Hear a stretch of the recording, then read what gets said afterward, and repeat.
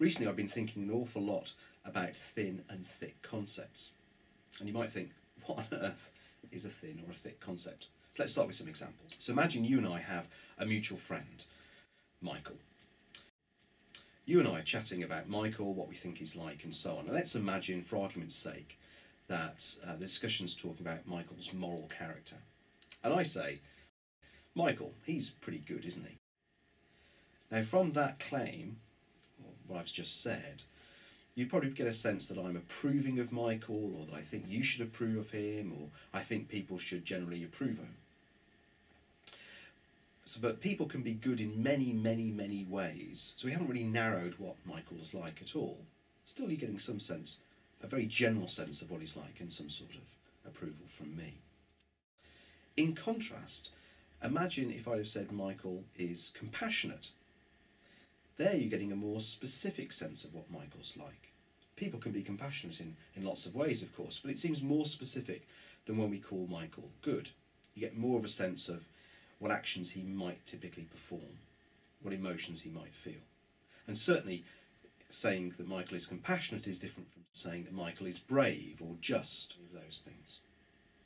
Yet at the same time, in normal, typical, linguistic contexts, you'd probably pick up that I'm approving of Michael by calling him compassionate, as you would if I called Michael kind or just or brave or anything else.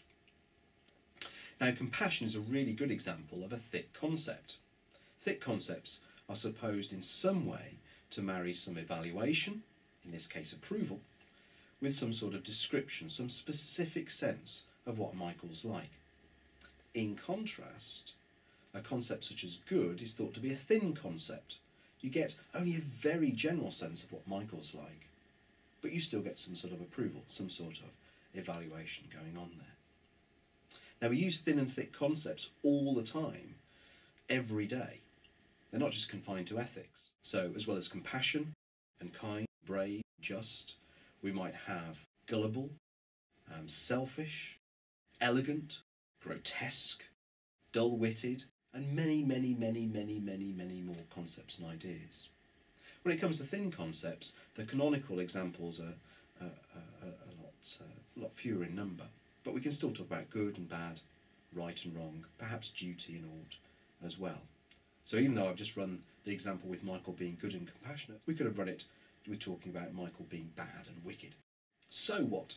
Who cares about any of this? Well, actually, the idea of a thick concept goes right to the heart of many debates in metaethics and in philosophy more generally.